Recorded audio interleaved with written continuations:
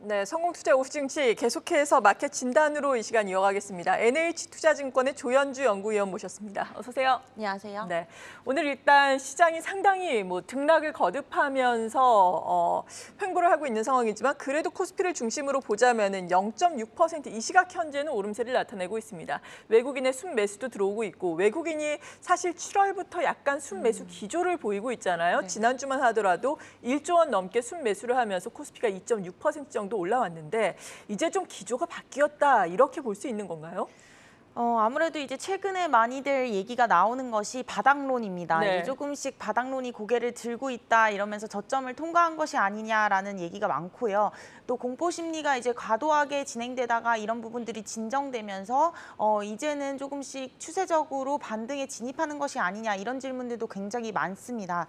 일단 저희가 봤을 때 외국인 자금 흐름이 이제 7월부터 들어오게 될 수 있었던 계기는 가장 큰 부분은 유가였던 것 같습니다. 그래서 유가가 조금 100달러에서 하회를 하면서 조금씩 그 경기 그 물가 고점론에 대한 우려가 좀 완화가 물가 고점에 대한 부분이 완화가 되면서 네. 조금 외국인 자금이 유입됐다라고 보고 있고요. 다만 이제 전반적으로 저희가 봤을 때 물가 고점 통과 가능성은 수치적으로는 맞지만 물가의 레벨업 상태는 유지가 된다라는 부분을 봤을 때 매크로 환경이 크게 변한 것은 없다라고 생각을 하고 있거든요. 결국에는 아직 경기 침체 국면에 오지도 않았고 실적 하향 조정 지금 시작되고 있고 매크로 같은 경우는 심리 지표가 많이 떨어졌지만 심리 지표 이제 시작되고 있고 특히 지난주에 이제 부동산 지표 많이 악화가 되면서 실물 지표에 대한 영향을 반영을 하고 있는 상황입니다. 그래서 그런 부분들이 아직까지는 이제 주가에 미치지는 않았다라고 판단을 하고 있기 때문에 외국인 자금 유입 지금 그리고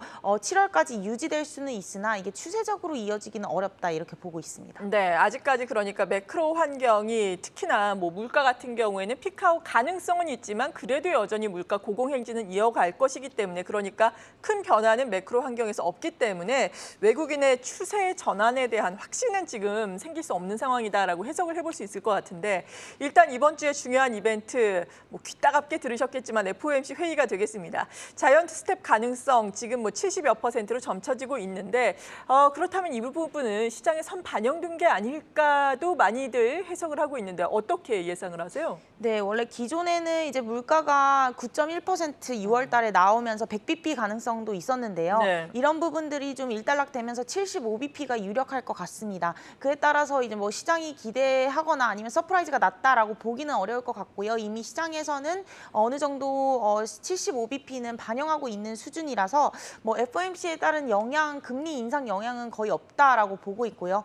다만 이제 저희가 주목하고 있는 부분은 이제 연준의 파월 의장의 발언입니다. 그래서 네. 여기서 약간의 톤 조절이 있을지 여부에 대해서 저희가 좀 주목하고 있고요. 만약에 이제 물가가 고점 통과하고 고용 지표도 견조했고 그리고 생각보다 2분기 실적 미국 양호했기 때문에 이런 부분들이 이제 전반적으로 소프트 랜딩 가능성에 대한 부분들을 언급하게 되면은 어느 정도 시장은 이제 소프트 랜딩 기대감을 좀 반영할 수도 있다라고 판단을 하고 있고요. 만약 이런 부분들을 이제 더 9월이나 9월 이후에 빅스텝 가능성을 더 연장을 하게 되거나 금리 인상을 좀 더 공격적으로 하겠다라는 톤을 유지하게 되면은 사실 이런 부분들은 또 시장 입장에서는 살짝 쇼크로 또 다가올 수 있다라고 보고 있습니다. 그래서 약간의 미묘하지만 파월 의장의 그런 발언들을 좀 주목해야 된다 이렇게 판단하고 있습니다. 네, 당장 26일과 7일에 미국 현지 시간으로 FOMC 회의가 열리게 되고 우리 시간으로는 28일 새벽에 그러니까 목요일 새벽에 확인을 해볼 수 있을 텐데 파월 연준 의장이 그렇다면 이 시나리오 중 하나인 연착륙에 대해서 언급을 한다면은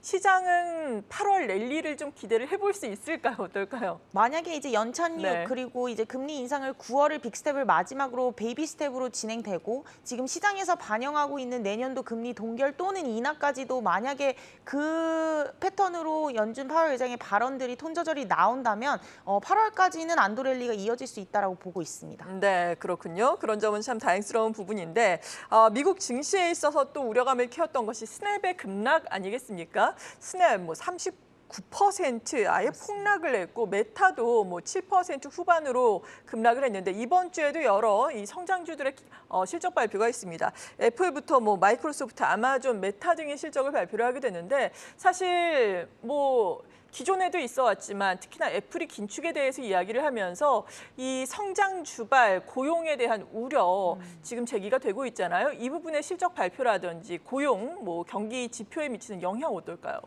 네, 일단은 2분기 실적 같은 경우는 이미 시장의 눈높이가 굉장히 많이 낮아져 있는 네. 상황입니다. 1분기부터 계속해서 하향 조정이 일어났기 때문에 그러다 보니까 뭐 넷플릭스도 그렇고 그 전에 발표된 IT 섹터 테슬라 같은 경우는 예상치를 상회하거나 그리고 예상보다 나쁘지 않았다라는 부분에 오히려 주가가 좀 상승했던 부분이 있고요. 스냅이라든가 이런 부채가 많은 기업들 그리고 조금 비용 부담이 있는 기업들 같은 경우는 오히려 실적 예상치를 많이 낮췄음에도 불구하고 더 안 좋아지는 그런 모습을 보였습니다. 결국에는 이렇게 경기가 안 좋아지는 국면에서 금리가 올라오는 국면, 물가가 높은 국면에는 이렇게 실적에 따라서 차별화 흐름이 굉장히 크게 나타날 수밖에 없는 상황입니다. 그래서 전략을 세울 때도 이제 재무제표를 봐야 된다. 결국엔 종목 대응이다 이렇게 말씀을 드리는 이유가 경기 침체 국면에는 이렇게 밸런스 쉿에 따른 차별화가 굉장히 커지는 국면이기 때문이다라고 보실 수 있을 것 같고요. 네. 일단은 다음 주 저희가 예상하는 대형 테크들 같은 경우는 애플, 마이크로소프트, 아마존, 메타 뭐 예상이 되어 있는데 특히 이 마이크로소프트나 애플 같은 경우는 고용을 축소하겠다라고 얘기를 할 만큼 비용을 감축하려는 계획들을 발표를 했습니다. 그렇기 때문에 이미 눈높이가 많이 낮아져 있고요. 비용 대응을 많이 하고 있기 때문에 저희는 2분기 실적 같은 경우는 예상치 부합 또는 상회할 것으로 예상을 하고 있어서 다음 주 당장의 이벤트로는 그렇게 부정적으로 바라보고 있지는 않습니다. 다만 저희가 우려하는 부분들은 이제 3, 4분기 가이던스를 얼마나 낮출지 여부일 것 같고요.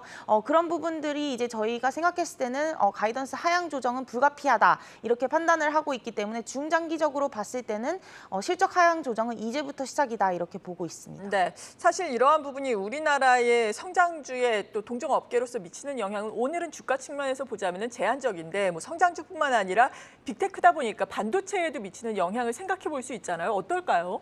네, 일단 반도체 같은 경우는 가장 중요한 거는 네. 이제 이런 빅테크 기업들에 대한 데이터 센터 투자입니다. 그렇죠. 근데 아무래도 이제 3, 4분기에 가이던스를 투자에 대한 부분을 낮추게 된다면 당연히 이제 한국은 영향을 받을 수밖에 없겠고요. 만약 생각보다 양호한 실적이라든가 아니면 하반기 바라보는 가이던스가 그렇게 나쁘지 않는다면 이 투자에 대한 부분을 크게 줄이지 않을 수 있습니다. 그렇게 되면은 이제 한국 같은 경우는 긍정적일 수 있다라고 보실 수 있겠습니다. 저희 같은 경우는 일단은 3, 4분기는 조금은 투자에 대한 부분을 낮추지 않을까, 가이던스를 좀 낮출 것이다라고 좀 보수적으로 바라보고 있는 상황입니다. 네. 그런데 반도체 같은 경우에는 또 지금 미국에서 계속해서 이야기가 나오고 있는 것이 상하원의 반도체 지원법이잖아요. 이 부분이 또 통과가 임박했다라는 소식이 계속해서 들려오고 있는 상황인데 통과가 된다면 우리가 물론 내용을 세부적으로 뜯어봐야 되겠지만 우리나라의 반도체 업계에는 호재가 되는 건가요? 이게 사실 인텔을 중심으로 이 예. 반도체법이 진행이 되고 있습니다. 그래서 미국 내에 이 반도체 공급량을 늘리기 위한 부분이기 때문에 사실 반도체를 수출하고 있는 한국 입장에서는 이게 완전한 호재다라고 보기는 어려울 것 같고요. 네. 일단 공급이 더 늘어나는 부분이고 미국 내에서 미쇼어링이라고 하죠. 미국 내에서 자체적으로 공급을 해결하겠다라는 의미이기 때문에 뭐 이게 당장은 뭐 호재다라고 보기는 어려울 것 같습니다. 근데 전반적으로 반도체 업황이 좀 개선될 수 있지 않을까라는 기대감이 있는 것 같은데 저희는 이게 중장기적이나 조금 긴 그림에서 봤을 때는 결국에는 한국의 공급망이 좀 더 줄어들 수 있다라고 판단하고 있습니다. 네, 이번 주에는 아무래도 FOMC 회의라는 빅 이벤트가 그래도 또 버티고 있기 때문에 관망 심리가 약간은 짙을 수가 있을 한 주일 텐데 이번 주 투자 전략은 어떻게 세워볼까요? 네, 저희가 8월 월보가 나왔습니다. 네. 근데 8월 달에도 저희는 일단은 보수적으로 대응하자라는 입장을 좀 유지하고 있고요. 물론 반등이 나왔지만 이 반등이 계속해서 올라오기는 어렵고 상단이 좀 막혀 있는 횡보 흐름을 좀 예상을 하고 있습니다.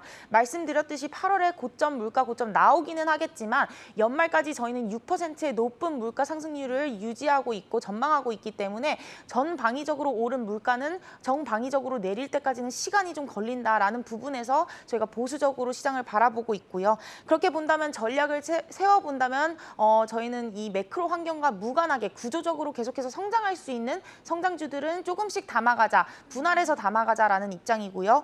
그리고 경기 침체 국면에 상대 수익률이 좀 높았던 편의점 같은 경우는 지금은 좋다라고 판단을 하고 있습니다. 그래서 구조적 성장주 같은 경우는 뭐 앞서서도 말씀을 드렸지만 전기차 같은 경우는 계속해서 투자가 일어날 것 같고요. 자동화, AI 그리고 엔터 비즈니스는 한국이 고유하게 잘하는 분야다라고 생각하고 있어서 여전히 긍정적으로 바라보고 있습니다. 그리고 방어주는 편의점 그리고 여기에 플러스 대형 제약사 같은 경우는 예전과 다르게 신약 모멘텀 중심으로 흘러가지 않고 실적이 파이프라인이 안정화되면서 꾸준히 나오고 있는 그런 방어주 성향을 보이고 있기 때문에 대형 제약사까지도 긍정적인 방어주로 바라보고 있습니다. 네. 그런데 편의점 정말 오랜만에 들어보는 또 유망 업종에 속하는 것인데 편의점이 좋다면은 유통주도 좀 더 넓게 봐서 좋다라고 할 수 있을까요? 아니면 좀 차별화가 되는 건가요? 저희는 조금 차별화가 나타난다라고 보고 네. 있고 편의점이 이제 일본 불황기에 예상을 해보시면 편의점이 상대 수익률이 굉장히 높았는데 백화점이나 리테일 이런 쪽은 또 수익률이 그렇게 좋지 않았거든요. 일본도. 그래서 저희는 유통 내에서의 차별화라고 본다면은 이제 편의점으로 집중하자 이렇게 바라보고 있습니다. 네, 그렇군요. 오늘도 NH투자증권의 조현주 연구위원과 함께 시장의 큰 그림을 그려봤습니다. 감사합니다. 감사합니다.